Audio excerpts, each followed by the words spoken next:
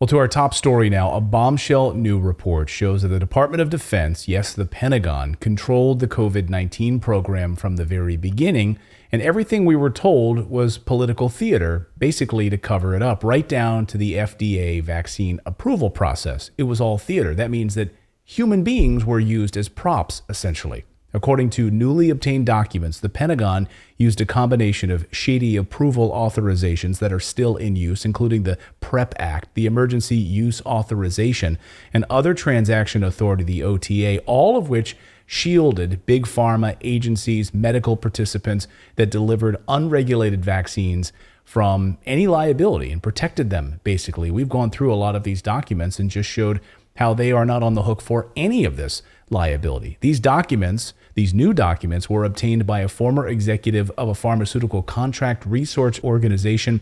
That person is Sasha Latypova, and Sasha joins us now to tell us what she's uncovered. Thank you so much for coming on the show, Sasha. Well, thank you very much. Thank you for inviting me. Absolutely. This is intense. I mean, when you first uncovered these documents, did your jaw just hit the floor, or did you know that this is what you were going to find based on the breadcrumbs you were already uncovering? I was really shocked. I was working on this for quite some time. My first finding was that these products were not good manufacturing practice compliant, and that I found right away when they started being rolled out, due to extreme variability of adverse events and deaths that were reported per each lot of the so-called vaccine. So that was very shocking to me as a pharmaceutical professional, because we know how high quality pharmaceuticals typically must be manufactured. They have to be very, very consistent. There should be practically no variation lot to lot in terms of toxicities or any other performance characteristics. And these products were varying about 1,000 times lot to lot. So that was extremely concerning. And I didn't realize why that was happening, but I just knew that they were not good manufacturing practice compliant. I later confirmed that through regulatory documents. And then the final piece of the puzzle was when I was able to see all these contracts from the DoD. They were released based on Freedom of Information requests and also Securities and Exchange Commission disclosures. And when I saw those contracts, there were around 400 that are now available for all COVID, so-called COVID countermeasures, including vaccines. I realized that was really what was going on. The Department of Defense used a very shady contracting practices, and also used several laws that were put in place previous to COVID, to do this, to shield pharmaceutical companies, to not conduct proper clinical trials, to do a lot of fraudulent, I would say, manipulations of public perception, and all in collusion, obviously, with mainstream media and these pharma companies. And so as a result, we have this theatrical performance called clinical trials, but they were actually not real. They did not, based on the laws that are used here and invoked in this process, the clinical trials are not required at all. And in fact, they cannot be conducted. I mean, there's many really troubling parts of the story. We'll unpack a few of them, but that one stands out to me, perhaps at the top of the list, is the theatrics that were put in place for these trials. So there were human beings, in many ways, being used as props to paint the veneer that they were somehow going through deep trials to make sure that we were all safe with these vaccines. And I know there was for instance, a 13-year-old girl. They, in fact, had an ad. The Vaccine Safety Council had put out an ad that was going to run during the Super Bowl. Then it was yanked by Comcast. They wouldn't allow it to air, which shows a perfectly healthy 13-year-old girl who went through this particular trial and then ended up having all sorts of adverse events. So these people were used as props, essentially, right? Yes, exactly. And so the clinical trial subjects were deceived. But importantly, most of the clinical trial sites and investigators were also deceived, and most of the FDA employees were deceived, because this particular scam is driven from the top. Only few people, as far as I understand, at the top of these organizations, the Department of Defense, HHS, FDA, BARDA, their legal counsels, they know. But then the rest of the regular employees and rank and file, and especially clinical trial subjects, of course, were kept in the dark. And in fact, under Obama administration Cures Act, amended, I believe, the emergency use authorization, or not emergency, the informed consent requirements, such that subjects don't have to be necessarily informed of what's going on if it's deemed not in their best interest. And so again, through it's too long to go into the legal history. There is very extensive research, hundreds of pages of documents on legal history of this. But the laws that they're invoking to run this program do not require informed consent, and also do not require the clinical trials. So the And they're not people, under FDA. I'm sorry, this is unbelievable. So the people involved in these trials, they don't need to be informed about what is happening? Yes, exactly. So the informed consent rules have been amended under Obama to say that if it's not in the best interest of the subject, who decides if it is or it isn't?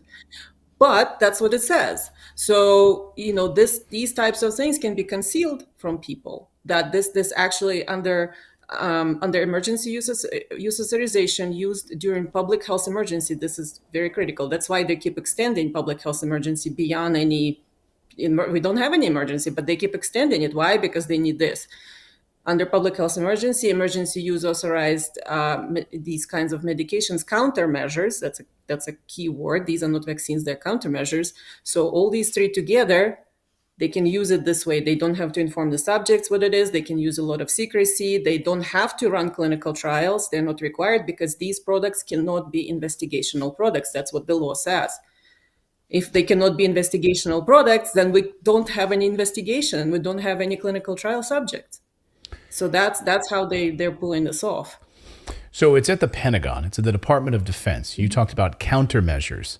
And of course, I think what we all think of immediately is foreign threat, right? That this is, you're dealing with the Pentagon, right? It's supposed to protect us against foreign adversaries. So how is COVID a foreign adversary? And how is this being run through the Pentagon? That's a great question. So, from the very beginning, turns out that the Trump administration and subsequently Biden administration treated this COVID as war, as an act of war, because the National Security Council is setting COVID response policy, which is National Security Council doesn't have any health department representatives, only defense and intelligence. And so National Security Council sets policy for COVID. HHS is not setting policy. HHS is not lead agency in response of it. They are managing information. So the top of the government is treating it as an act of war, and they're telling all of us, "Oh, it's a health event. It's a naturally evolved virus, jumped from a bat." And don't even mention, lab creation, because you'll be canceled on social media immediately and censored, right? So right from the start, we have huge deception going on. What in fact they're treating as war, they're telling people it's health event. And we You know, so learned from that's the and we learned from the Twitter files, Sasha, just this past week, the latest round of Twitter files, that the Biden administration was actively going after and trying to censor anybody who talked about lab leak theories and talked about Wuhan lab. And we're going after this idea that this came from a bat, came out of a lab. And so they were actively trying to censor that narrative. And so this was all coordinated. And we know that multiple agencies were actively, of course, going after Twitter and social media companies and trying to keep this quiet. In these documents, does your research show, I mean, just how deeply does this go? I mean, how widespread is the Pentagon's tentacles in this? Does it reach to Dr. Fauci? Does it reach to other main agencies? Well, yes. So they're all in fact coordinating this. In fact, there is. They even set up in 2013. So by the way, the pre-planning goes years, at least 2012, 2013, based on the contracts and based on the documents that I have uncovered. So for example, there is Pandemic Enterprise. It's a quasi-private, quasi-government enterprise that's been set up in 2013 that involves 10 heads of federal agencies. It's called PEMC, the abbreviation. And so 10 heads of federal agencies, including Department of Defense, HHS, FDA, NIH, Department of Agriculture, Energy, Veterans Affairs. So all of them together get together and secretly discuss these kinds of countermeasures very secretly. So there is their memorandum of understanding pasted on FDA's website, and most of it, 90% of it, deals with how we're going to keep everything secret between each other, all the confidentiality disclosures, how we're going to communicate about this. So we have this cabal formed with a lot of secrecy and a lot of procedures to maintain secrecy about pandemic responses in 2013. It's almost like they And knew then, this was coming. I mean, this is where we talk about conspiracy theories on this show. I mean, it's all true. I mean, this is unbelievable. they're So all- there it is, all in Yeah, and- 2013. It's all laid out. it's laid out how they're going to keep everything secret. And I wonder why what's supposed to be a health event is so secret from the public. So how is this even, so then they're treating it as war, then again telling us it's health. So here we go. So they're covering up military activity with this representation of health event and a response to a health threat. So that's where people are not informed right away and being deceived. And then, because they've invoked this set of laws and they're using countermeasures, not even vaccines. So countermeasures are not pharmaceutical products. Countermeasures it's a all different category. So FDA to be doesn't clear, regulate then it's not technically a vaccine, right? It's no just a countermeasure.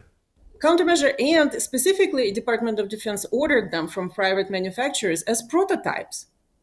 So people were never told, "Oh, come over, get injected with countermeasure prototype." Were they? No, and they weren't told that, right? Because as you pointed out, they were not on a need-to-know basis, right? So they didn't have to have Exactly. informed consent. So here's a prototype we're going to inject you with, just like the 13-year-old girl we featured at the beginning here and talked about. Mm-hmm. Would her family have allowed that if they knew that this was just a prototype? Absolutely not. No, people were told, "Oh, this is vaccine. This is safe and effective. It's been tested rigorously." By the way, no testing of safety have been done. They have not done any animal trials. They have not completed any animal trials, not even started them before they started mass injecting people in human trials. And that's a complete violation of all regulations everywhere in the world, including FDA. And again, nobody was told that. They said, "Oh, it's been tested. It's been in development. We've done preclinical trials." And they've done none. They just went straight into people and injecting this girl who is now paralyzed, as far as I understand. And so some of from being an executive of a pharmaceutical contract research organization and studying these contracts extensively, that they are completely shielded from... They have immunity here. They have basically, no liability for Pfizer, Moderna, any of these companies, right? They're totally protected. Is that what the documents show you? Yes, in the DoD contracts that I've reviewed, there's a separate clause that's a PrEP Act clause in all of them, and it says that under PrEP Act, you're covered person or covered entity, and in fact, everyone along the supply chain, so not just the manufacturers, but all of their suppliers, raw material suppliers, the delivery people, the pharmacy or hospital, whoever injects these products, they're all considered HHS employees, regardless where they work. They're all considered HHS employees, government employees, for the purposes of this exercise. And the product, this countermeasure prototype, military biowarfare agent, is owned by the Department of Defense throughout this process until it gets injected into the person. Nobody takes possession of it. So that's how they completely protect themselves from any liability.